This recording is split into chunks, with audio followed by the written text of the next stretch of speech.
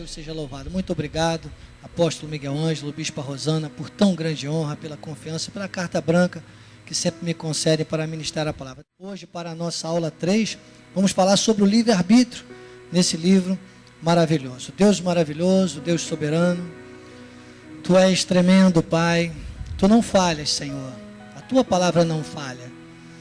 Tu tens promessas maravilhosas para aqueles que entenderem que não é o livre-arbítrio, mas é uma questão simplesmente de obediência. Obrigado. Eis-me aqui em obediência à Tua palavra. Fala aos nossos corações. Usa-me para a Tua honra e para a Tua glória, Jesus. Amém e amém. Graças a Deus. Obrigado, Joás querido. Vamos, então, a nossa aula 3, livre-arbítrio. É falso por quê? Porque a Bíblia não fala de livre-arbítrio. Livre-arbítrio é uma coisa que foi convencionada pela teologia, pela razão humana, pelas lógicas humanas, e ele realmente não existe. O que existe é uma questão de obediência. Diga comigo, livre-arbítrio é falso. Diga, eu não tive direito à escolha. Diga, não fui eu quem escolhi Jesus. Foi Ele quem me escolheu. Amém? Diga a mim, me cumpre obedecer. Diga isso, vai ser muito bom para mim. Vai ser muito bom. E eu começo o nosso estudo até falando de um bom exemplo que nós temos aqui hoje, de obediência. Acabei agora de falar da nossa vida financeira, e acreditem, amados, se tem uma questão que é dificílimo, acredite, é muito complexa para todos nós, seres humanos que somos, porque nós somos seres espirituais, mas também somos seres humanos, é com relação a essa parte financeira. Porque nossa carne é imediatista, nós precisamos de tudo, então vamos estar sempre precisando, de certa forma, o mundo vai nos mostrar que nós precisamos do dinheiro, mas o Filho de Deus precisa de obedecer, precisa de gerar semente. Quanto mais você semear, mais semente você vai gerar. E eu tive um testemunho agora há pouco, que entra aqui no nosso início da mensagem, nossa introdução, que foi da nossa irmã Nazaré, que eu falei para vocês que semana passada ela trouxe um dízimo até alto, comparando a sua situação financeira, e ela disse, bispo, eu estou aqui com outro testemunho. Olha só, sabe que 2 Coríntios capítulo 9, versículo 10, nos garante isso. 2 Coríntios capítulo 9, versículo 10, diz, ora, aquele que dá semente ao que semeia. Quer dizer que ele dá semente ao que semeia.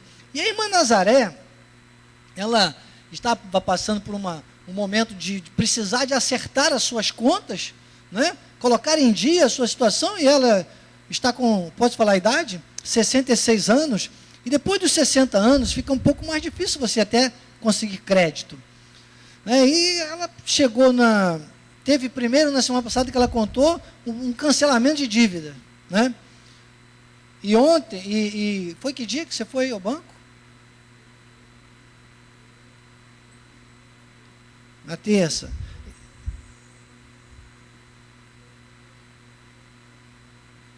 Então, na terça-feira ela semeou aqui, e na terça-feira mesmo ela já recebeu uma notícia de um outro cancelamento de dívida.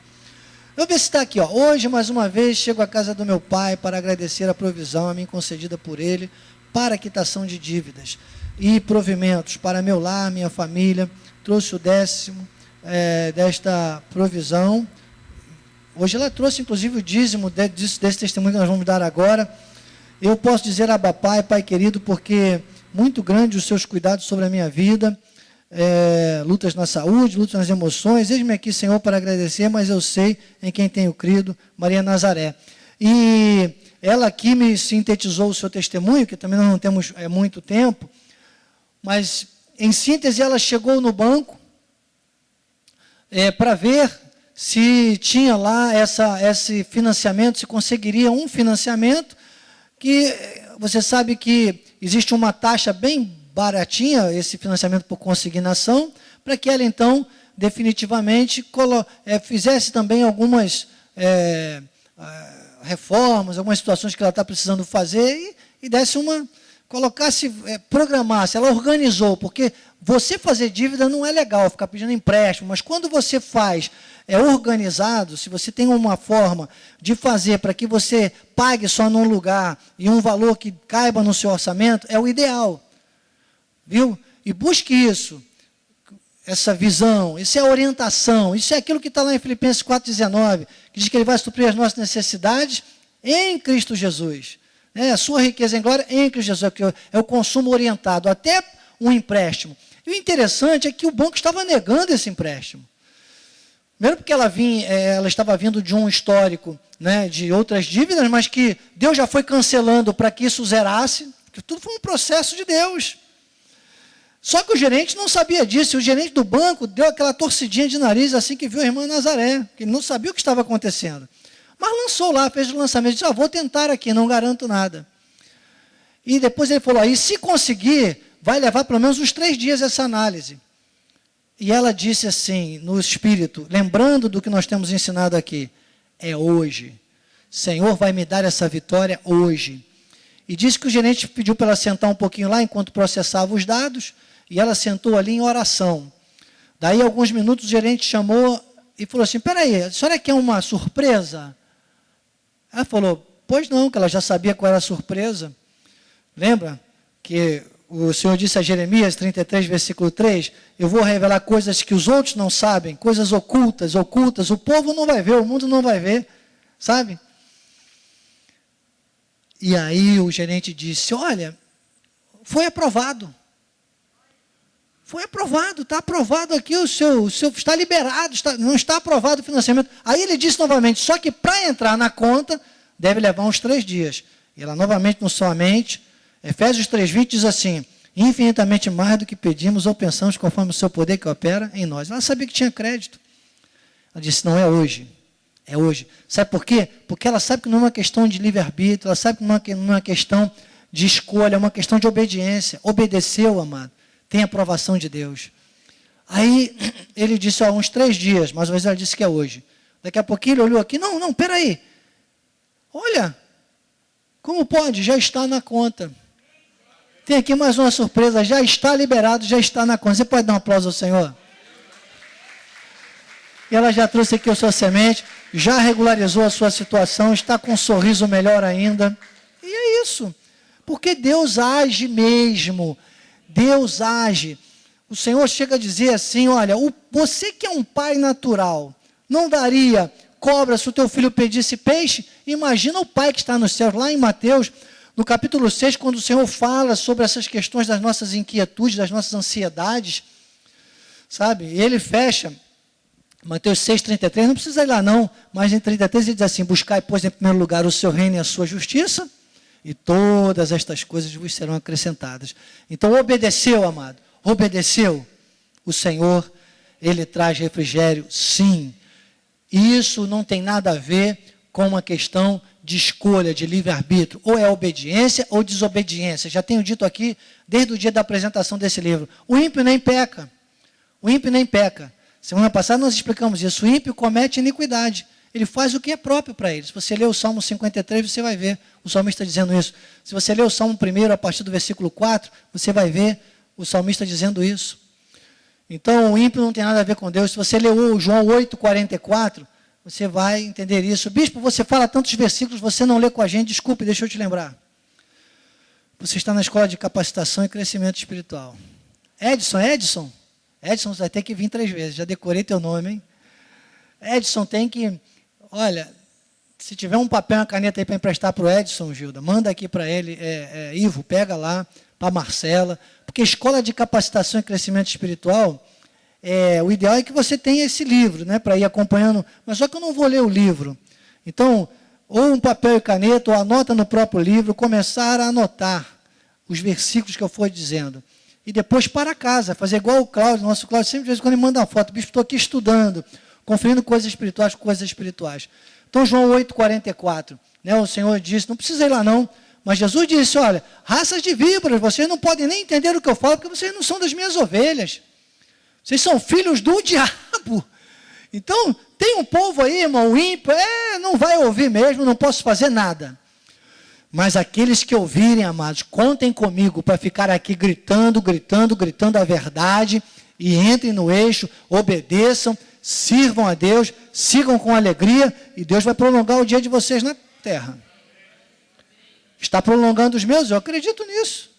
Prolongando os meus. Irmãos, tem dia que eu olho para trás, às vezes, durante o dia, acreditem, durante o dia, eu vejo, meu Deus, Deus me livrou da morte 2 vezes hoje, Deus me livrou da morte 3 vezes hoje. Ontem mesmo eu conversava isso com a minha filha Dani. Às vezes você não percebe, às vezes é bom você no final do dia fazer um balanço, até para você corrigir, melhorar, não ficar dando tanto trabalho às vezes para os anjos, né? Mas Deus nos livra o tempo todo, porque a morte é a coisa mais certa na vida, irmãos. A gente já nasce morrendo. Nós não vamos ficar aqui, só muda a forma. Ninguém vai ficar aqui nessa terra, e nem queira. Nosso destino é o céu, diga, a minha origem é o meu destino. É porque se minha origem tivesse Durandé, aí eu morria lá, me enterrava em Durandé, eu ficava lá, não. Os nossos antepassados nem entendiam isso. Se for lá na lei, você vai ver que enterrava no lugar onde nasceu e tal. Isso era uma questão humana. Mas a visão espiritual, aquilo que eu estou falando aqui para você, graça, não, a tua origem não é o lugar que você nasceu. A tua origem é o céu. Isso não foi por livre-arbítrio. Entende, Daiane? Então, o meu destino é a minha origem. Diga, se a minha origem é o céu, o meu destino é o céu. E nessa passagem, vamos ficar aqui todo mundo com pressa de morrer? Senhor, vem depressa, arrebata a sua igreja. Deus não quer isso, irmão. Deus te colocou aqui na terra. 1 Pedro diz que nós fomos colocados aqui na terra para proclamar as virtudes de Cristo, irmãos.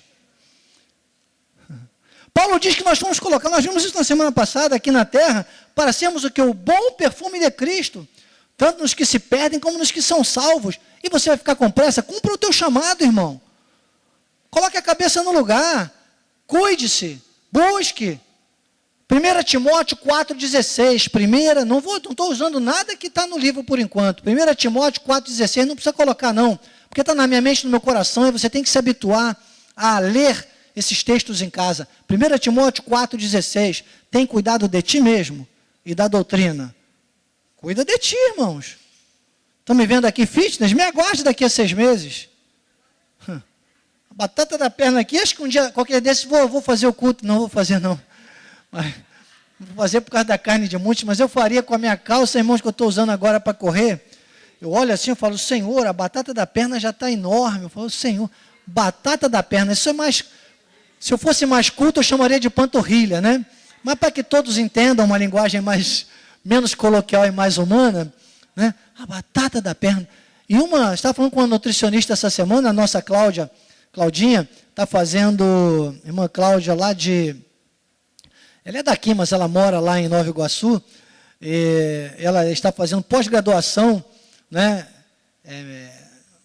Não me lembro bem, acho que é nutricionista, alguma coisa assim. Ela disse, olha, sabe que muito da nossa saúde está na panturrilha, eu nem sabia. Então, a panturrilha saudável, olha que bom, que maravilha, eu estou ficando com a panturrilha saudável, né? Depois ela vai ter que me explicar melhor isso para eu explicar para você. Mas, olha, fitness, irmãos, cuidando de ti, cuida de ti mesmo. E da doutrina. Então, esse cuidar de ti mesmo tem a ver com a nossa vida física, a nossa saúde, claro, mas também da nossa vida espiritual. Cuidar da nossa vida, porque tem gente que cuida de todo mundo.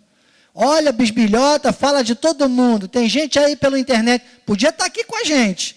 Está aí pela internet agora, pregando para os outros, falando de todo mundo, falando mal, encontrando defeito. Irmãos, se você olhar para mim, você vai encontrar defeito.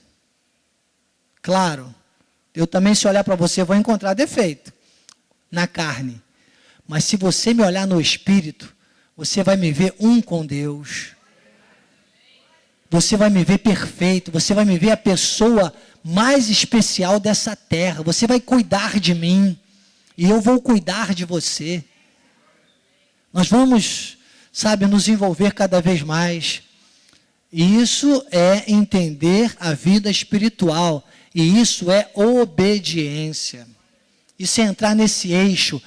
Tem cuidado de ti mesmo e da doutrina. Continua nesses deveres, porque salvarás tanto a ti mesmo como aos teus ouvintes. E essa salvação do sotéria é que essas pessoas vão te seguir. Uns vão seguir os outros, vamos ficar juntos. E isso é uma coisa espiritual. No eixo espiritual, lembra que eu falei? Se a tua causa é a causa de Deus, eu estou aqui por sua causa. Diga para o irmão, se a tua causa é a causa de Deus, eu estou aqui por tua causa. Então, Efésios capítulo 1, versículo 4, vamos lançar o concreto agora. O apóstolo Miguel Ângelo, na página 14, no primeiro parágrafo, ele fala assim: dizer que há livre-arbítrio para se escolher Deus para a salvação é a maior mentira inventada pelo inimigo, para negar a soberania de Deus, que está expressa claramente em toda a Bíblia Sagrada. Deus é soberano, Ele nos escolheu desde antes da fundação do mundo. Essa palavra, amados, é falso livre-arbítrio e ela ataca a soberania de Deus. Então acredite, predestinação, o falso livre-arbítrio, o outro subtema aqui, justos e ímpios, que nós vamos tratar daqui a pouco, na próxima aula, a lei e a graça, tudo isso está atrelado, a segunda graça, tudo isso, o véu dos rudimentos, tudo isso está atrelado a esse primeiro tópico que você encontra já aqui na nossa capa do livro, quando o apóstolo Miguel Ângelo diz assim: cremos na predestinação, não precisamos jejuar, não existe livre-arbítrio, só existe um batismo, salvação não se perde, são todos assuntos interligados. Quem não entende um não vai entender o outro. Então, eu já tenho dito, a predestinação tem muito mais a ver com o nosso destino aqui nessa terra. E ele passa por uma questão, porque se você nega a soberania de Deus, afirmando que tem livre-arbítrio, você não entendeu nem a predestinação. Agora, quando você começa a entender a predestinação, você jamais vai questionar isso. Só quem teve livre-arbítrio foi Deus. Só Ele teve livre-arbítrio. Nem o diabo teve livre-arbítrio. O diabo teve livre-arbítrio. Ele escolheu se rebelar contra Deus. Não, ele desobedeceu. Então, livre-arbítrio, amados, é você fazer alguma coisa que não provoque nenhuma punição. Entende? Então, aquela pessoa tem livre-arbítrio. Então, livre-arbítrio é uma palavra mentirosa. Livre-arbítrio, de fato, não existe. Livre-arbítrio choca-se com soberania. Soberano na nossa vida, só um. Diga, soberano, só um. Só um.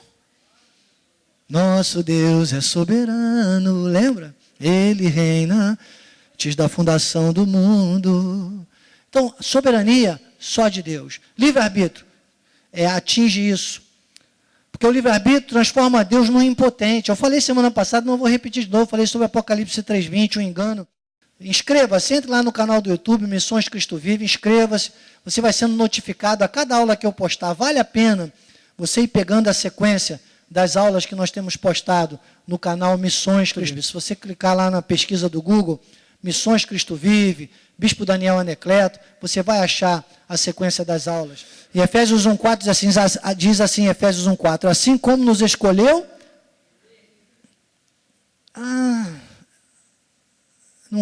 Não foi no diabo, não? Não foi no mundo, não foi o mundo todo, e a gente que decidiu, a gente escolheu? Não. A Bíblia fala 600 vezes em predestinação, irmãos. Fala 155 vezes em salvação eterna. E a pessoa fica discutindo o livre-arbítrio. Se tivesse livre-arbítrio, a salvação se perdia. Como não tem livre-arbítrio, a salvação não se perde. Está aqui, são temas, o último tema, inclusive, que está aqui elencado na capa, salvação não se perde. São temas interligados. Porque Ele nos escolheu nele, ou seja, diga, eu sou uma partícula de Deus. Que coisa, irmãos! Por isso que o salmista, no Salmo 82, ele diz que nós somos deuses, com letra minúscula. Nesta terra, nós somos deuses. Então, ele diz assim, nos escolheu nele quando? Ele ficou sabendo. Tem gente aí que prega a onisciência de Deus, apenas dizendo, porque os atributos da divindade são onisciência, onipresença, onipotência. Tem uma ramificação religiosa, né, evangélica, claro, são salvos, não estou discutindo salvação, estou explicando qualidade de vida espiritual, não vou falar aqui a denominação para não ser antiético, mas eles defendem e até viajam um pouquinho, vão lá na eleição, vão na predestinação, mas não, é porque Deus sabia. É isso, é porque Deus sabia. Irmãos, Deus sabia, esse saber de Deus, já tenho falado aqui, é a ciência de Deus, é a qualificação de Deus, é o credenciamento, é o selo de Deus. Esse saber é o reconhecimento de Deus. Então, nós somos partículas dele. E ele diz, nos escolheu nele quando? Antes da fundação do mundo. Para quê? Aí é que eu digo, por isso que nós temos que entender. E aí a gente diz assim, às vezes eu ouço dizer, esse negócio de livre-arbítrio parece que a gente é marionete nas mãos de Deus. Irmãos, eis-me aqui. Que se eu tenho que ser marionete, que eu não seja deste mundo. Porque ou é marionete do diabo ou é marionete de Deus, irmão. E tem muito crente aí que está se deixando levar pela concupiscência do engano. Se você for lá em Efésios 2, você vai ver Paulo dizendo, éramos como os demais, filhos da ira, andávamos segundo a concupiscência da carne, né? Então, sejamos marionetes de Deus, deixamos o controle. Senão a pessoa diz assim, Deus está no controle. Deus está no controle. Dizer Deus está mesmo, irmão. Deus está no controle mesmo. Agora, quero saber se você vai dizer, Deus está no controle. Ou se você vai dizer, glória, Deus está no controle. Com a vitória, com a alegria. E não aquele crente desobediente. Diga, crente desobediente vive no vale. Fica até esperando toda hora pedindo para o Senhor abrir a água para andar. Você acha que foi molezinha para Israel atravessar? Desculpe, bispo, deixa eu te lembrar. Você está na escola de capacitação e crescimento espiritual. Desculpe, eu não queria. Eu jamais gostaria de entrar uma parede de água de um lado, um paredão de água do outro, respingando a água salgada em mim, porque chuviscava. E passar correndo ali, um exército atrás de mim. Eu não queria, irmão. Mas está cheio de gente na graça de Deus, entende? Que precisava entender a revelação da graça de Deus, pedindo a Deus para abrir o mar. Eu não quero, desculpe, Senhor. Obrigado, Jesus, tu já abriste o mar para Israel. Israel passou. Agora chamaste o apóstolo Paulo ao terceiro céu. Revelaste a graça de Deus. E agora eu posso voar com asas como águia. Não fique pedindo para abrir o mar. Tem gente que quer andar sobre as águas. Pedro quis fazer isso porque ele não acreditou que era Jesus. Andar sobre as águas para o crente é incredulidade. Bispo, você fala cada coisa, irmão, isso está na Bíblia. Vai lá ler o contexto. Você vai ver que Pedro falou assim para Jesus, se és tu mesmo, manda-me andar sobre as águas. Eu vou ficar fazendo um teste com Deus, irmãos. Eu vou dizer, Senhor, na graça é assim, Senhor, eu creio que tu estás no controle. Pai, eu creio, Senhor, e o gerente está dizendo que leva 3 dias, né, Maria Nazaré? Não, Senhor, eu tenho ouvido o bispo Daniel toda terça-feira. Senhor, recurso limitado, Senhor, o meu crédito é com Deus, é a tua justiça, é hoje. E o dinheiro sai na hora. 66 anos, estava saindo de várias dívidas, o nome sujo, digamos assim, humanamente falando. Sabe, uma idade que o banco já começa a não querer emprestar tanto, porque não tem as seguranças, né? Acha que irmão, 66 anos para nós é tudo criança. Nós não estamos aqui limitados ao tempo dos homens, é o tempo de Deus. Você está entendendo como é bom obedecer? Isso vai te trazendo segurança. E aí você diz, Deus está no controle. Deus está no controle. Assim era com José, irmão. José estava lá na casa de Potifar, vendido pelos irmãos como escravo. E José trabalhava, imagina o José trabalhando na casa de Potifar, ele devia trabalhar cantarolando, glorificando a Deus e fazendo tudo tão bem feito, tão perfeito, porque ele sabia que Deus tinha um projeto para ele, que ele estava nesta terra para fazer o bem, para fazer o melhor, e ele fazia, e tudo que José fazia, ele prosperava, porque o Senhor era com ele. Ecamantaraiumanai.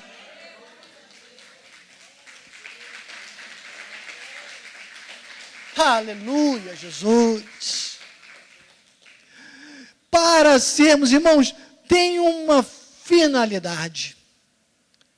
Então é só a gente entender essa finalidade, irmãos, e quanto mais eu entendo essa finalidade, mais eu sofro, acredite. Porque você me vê pregando aqui, você pensa que é molinho. Se é difícil para você, para mim muito mais, irmãos. Amados, eu fui criado numa situação complexa. Em 1970 eu estava lá em Duque de Caxias, na tromba d'água. Eu saí carregado nos ombros dos amigos do meu pai, porque eu tinha 11 anos, ou não, tinha 9 anos, eu nasci em 61, meu pé não alcançava o chão. Aos 7 anos de idade, eu já vendia doce na rua com as minhas irmãs. Aos 14 anos de idade, se você olhar minha carteira de trabalho, o bispo está dando um testemunho. Estou aqui pregando com o meu testemunho, irmãos. Jesus pregou com o seu testemunho, o apóstolo Paulo pregou com o seu testemunho, o apóstolo Miguel Ângelo prega com o seu testemunho, estou pregando com o meu testemunho, estou aqui talhado por Deus, falando com você com uma ousadia, porque Deus me preparou para isso. Eu sou um pregador da última reforma protestante. Martinho Lutero, entre 1517 e 1525, foi ousado. Nós estamos vivendo essa última reforma protestante porque ele pregou com o seu testemunho. E eu, aos 14 anos, se você ver minha carteira de trabalho, a primeira dá até peninha. Está na minha foto uma criança. Ah, o povo aí proibiu as crianças de trabalharem hoje. Que isso? Trabalho não mata ninguém não, irmãos. Proibiu de trabalhar, o traficante está contratando as crianças. Vamos deixar as crianças trabalharem de novo. A minha mãezinha falava, quando você completar 14 anos, eu vou tirar a tua carteira de trabalho para tirar você da rua, meu filho. Porque eu queria ficar soltando pipa, brincando na rua. E ela fez, foi a melhor coisa que a minha mãe fez, está no seio de Abraão. Sabe? Eu aprendi a trabalhar, a dar valor, a conquistar.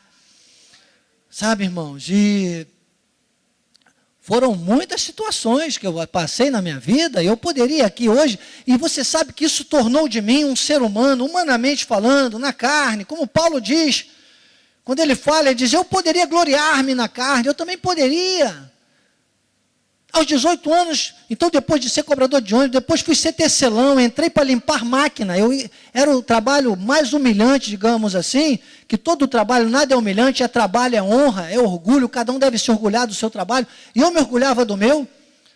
Eu entrava debaixo daqueles tiares de máquinas, de quem que já experimentou aqui, já conheceu fábrica de tecido, então debaixo das máquinas, eram grandes máquinas de ferro, embaixo delas ficava cheio de pelos, que saíam das linhas. Eu entrava com um aspirador que era quase do meu tamanho, eu entrava embaixo da máquina, deixava aquelas máquinas limpinhas, e eu fazia o meu melhor, e ficava limpinha. Eu era o Daniel de Deus, que a minha mãe tinha recebido como profecia desde o seu ventre, e eu já estava ali vivendo isso na minha vida, e eu fazia tão limpinho, e eu fazia rápido, e rapidinho, e aí porque eu descobri que o tecelão ganhava dinheiro.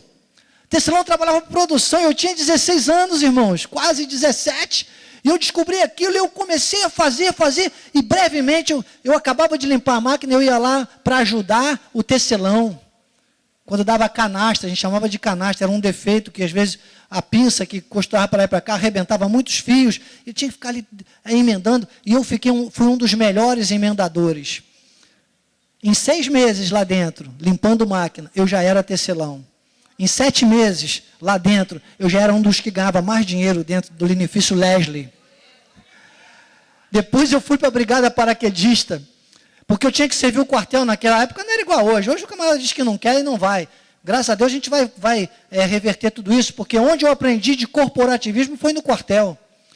Desculpe, a cultura, o sul-americano não entende nada de corporativismo, por isso que o Brasil aqui é quase uma Venezuela. E se eu começar a falar disso, você vai votar em mim, mas eu não tenho tempo para isso agora. Entende? Então, fiquei 3 anos na brigada paraquedista. Eu falei, eu quero ser, já que eu vou ter que servir o quartel, então vou para um lugar que eu quero ser top. Então, eu sempre tive essa visão, irmãos. Sempre tive essa visão. Então, hoje eu poderia me gloriar na carne. Isso às vezes me dá uma segurança, você não tem noção. Eu poderia ficar aqui muito tempo. Depois fui para a Polícia Ferroviária, 2º lugar de tiro, participava da equipe de atletismo, irmão, na carne. Agora, então, malhando, a minha esposa às vezes fala assim, amor, daqui a 6 meses ninguém vai te aguentar, né? Eu sou assim, irmãos, acredite. E se eu não cuidar, eu volto a querer sair por aí, fazendo coisas que se eu contar aqui, irmãos, fechada de ônibus, se o ônibus me desse uma fechada, eu andava com um cacetete desse tamanho dentro do carro. Muito tempo eu não conto isso aqui, né? Tem gente que fala, não conta essas coisas, bispo. Eu acelerava, ia lá na frente e quebrava a lanterna do ônibus. Hoje em dia, irmãos, eu luto. 1 Coríntios 9, 27. 1 Coríntios 9, 27. Não vou mostrar o versículo. Não mostra não, que é para eles anotarem mesmo. 1 Coríntios 9, 27. Eu esmurro o meu corpo e o reduzo à escravidão, para que, tendo pregado a outros, eu seja marionete de Deus. Eu não seja desqualificado. Se eu não quero ser desqualificado, eu tenho que ser marionete de Deus. Vou cantar de novo para você. Não é aquela musiquinha que o pagodeiro canta. Deixa a vida me levar, vida leva eu. Deixa a vida me levar, vida leva eu. Deixa a vida me levar, vida leva eu. Não, é assim, ó. Deixa a Bíblia me levar, Bíblia leva eu. Deixa a Bíblia me levar, Bíblia leva eu. Deixa a Bíblia me levar, Bíblia leva eu. Vou vivendo e aprendendo tudo que Jesus viveu. Entende? Melhorou. Cada vez que eu vou cantando vai melhorando. Entendeu aí que a letra melhorou? Vamos gravar essa. Vamos gravar essa. Vamos pedir direitos autorais, sei lá, e vamos gravar. Porque, irmãos, daqui para frente tudo vai ser diferente. Você tem que aprender a ser crente. A sua carne não vale nada, nada. Porque Ele nos chamou para sermos santos e irrepreensíveis. Ah, tem gente, irmão, desculpa, eu vi num versículo. Num versículo aqui com você, não, depois você acaba de ler essa parte do livro em casa, não tem problema, semana que vem já vai entrar no outro tema. Então, tudo interligado. Mas esse versículo aqui é uma síntese maravilhosa. Porque eu preciso explicar as entrelinhas. Ele diz assim, para sermos santos e irrepreensíveis perante Ele. Graça de Deus não é brincadeira, não. Tem muita gente por aí se enganando. Tem gente por aí vivendo de maquiagem. Maquiagem, irmãos, é complexo. Você sabe que minha barba está branca, né? Há pouco tempo fui numa drogaria lá perto de casa. Poxa, eu queria... Aí a mulher falou, compra essa... Me deu uma pastinha, não se me lembra agora, falou, tipo rena e tal. Aí você faz, ela não me explicou direito, eu fui e penteei, irmãos. Quando eu cheguei em casa, estava com a blusa toda preta. Por quê? Porque aquilo ali era uma maquiagem, e era uma coisa... É rápido. E detalhe, quanto mais rápido, e a Rosa entende disso, né? Está aqui para não me deixar mentir sozinho. Mas a Bispa Rosa entende disso. Maquiagem, quanto mais rápido você faz, mais rápido sai. Quanto tempo você leva para maquiar uma noiva, por exemplo? Mais ou menos. Em torno de 1 hora, 1 hora e meia. E quanto mais exigente for, mais tempo leva. Então a mulher me falou, não, isso aqui você aplica com pente mesmo. Eu fui e caí naquela besteira, irmão, desculpe. E o que, pastor Antônio, está vendo como é bom estar na escola de capacitação e crescimento espiritual? Está vendo? Até se maquiar a gente aprende. Você imagina o bispo Daniel depois com a camisa branca que cheguei aqui, ó, tudo preto a minha gola. Eu falei, mas essa camisa está ficando preta, o que houve? É que eu lembrei, a barba tinha ficado branca e a camisa preta. Irmã Ivana, está vendo como é bom? 20 anos, a irmã Ivana desejou estar aqui na escola de capacitação. Está sendo bom, irmã? Muito bom, sabe por quê? Porque tem gente que pensa que é perante o bispo Daniel. Ah, tem gente que pensa que é perante o apóstolo. Negócio não, hoje é o apóstolo. Sabe que tem gente que às vezes quer, nos cultos aqui, quer saber, hoje é o apóstolo? Para ver se vem à igreja ou não. Pare com isso, irmão. Seja o bispo André, seja o bispo Sérgio, seja eu, que já tive muita oportunidade de pregar em cultos apostólicos, estou aberto a essa bênção. Seja qualquer um bispo que o apóstolo determine para estar aqui sobre o altar, irmãos, está reproduzindo o apostolado. E tem gente que escolhe culto. A terça-feira, não vou ficar falando que vai parecer que eu estou aqui, deixa isso para lá, vem para cá, o que tem? Eu só estou pregando a graça, venha você também. Vamos aqui, hoje eu estou nos brocados, hoje eu estou que estou. Podia gravar várias, a Globo não sabe o que está perdendo, já perdeu mesmo. Perdeu que eu não tenho tempo para eles. Eu não tenho tempo para os carnais, eu não me preocupo com os carnais, porque quem se preocupa com os carnais não vai ter tempo para os espirituais. Então, irmãos, diga, não é máscara, é irrepreensível perante Ele. Isso te dá um eixo de garantia. Ah, bispo, mas ninguém quer fazer isso, irmão. Se ninguém quiser, irmão, eu quero. Você quer? Marionete de Deus? Não foi livre-arbítrio? Irmãos, irrepreensível perante Ele, e em amor nos predestinou. Em amor, foi um amor, Ele disse, nos predestinou. Para quê? Novamente, Ele reforça no 5. Para Ele, para a adoção de filhos, por meio de Jesus Cristo, por meio de Jesus Cristo. Beneplácito da sua vontade. Irmãos, não fomos nós que escolhemos. A palavra diz que, lá em Efésios, que todos nós estávamos mortos em nossos delitos e pecados. Morto fala, morto age. Morto se mexe? Morto tem vontade? Está aí, ó. Ele vos deu vida. Deus nos deu vida, estando nós mortos em nossos delitos e pecados. Então, o mundo espiritual, a visão espiritual, o nosso eixo espiritual, ele havia sido cortado lá no Jardim do Éden. Lá quando Adão pecou. E o Senhor nos deu vida. Ele nos deu vida. Nós estávamos mortos. Isso foi um ato unilateral de Deus. Não foi livre-arbítrio. Agora, quem enxergar isso, irmão, vai reinar em vida. Vai seguir, vai obedecer, não vai discutir. Aí é Romanos 5. Não vou lá, nem precisa colocar no telão, é só para fechar. Romanos 5, do 14 ao 17.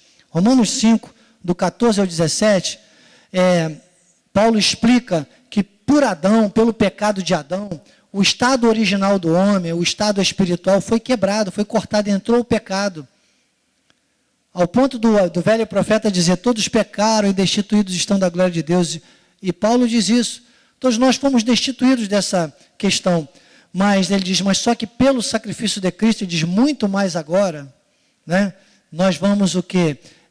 Ter essa vida em abundância, a abundância da graça. Nós recebemos a abundância da graça. Diga, Adão e Eva haviam recebido graça. Que foi até os tempos de Abraão, nosso pai na fé. Interessante. Abraão é nosso pai na fé. Mas Jesus não tinha morrido na cruz do Calvário ainda. Aqui neste mundo. Aqui neste mundo. Hoje ele já morreu na cruz do Calvário. Abraão é nosso pai na fé. Nós herdamos a graça. Só que com a graça tudo é muito mais. É muito mais agora. Agora é a materialização da graça. Agora, diz Romanos 5,17, que pelo sacrifício de Cristo, nós vamos reinar em vida. Eu quero reinar em vida. Como marionete na mão do Senhor, eu vou reinar em vida. Reinar em vida, amado, é ter o controle da situação. Reinar em vida é ter segurança. Reinar em vida é ter prosperidade. A etimologia da palavra prosperidade é êxito, é ter êxito. Acredite, nem sempre, e o mundo vai girar contra nós. A nossa carne vai ser sempre frágil, vai ser sempre focada no negativo. E no espírito, nós vamos ter que estar seguros, tranquilos, Matilde, e sem temor do mal. Livre-arbítrio não existe. Eu fico com a soberania de Deus. Ele me escolheu. Ele predestinou, Ele chamou, Ele justificou, Ele glorificou. Está na Bíblia. Eu creio. Assim seja, assim disse o Espírito da graça. Amém. Graças a Deus, graças a Deus.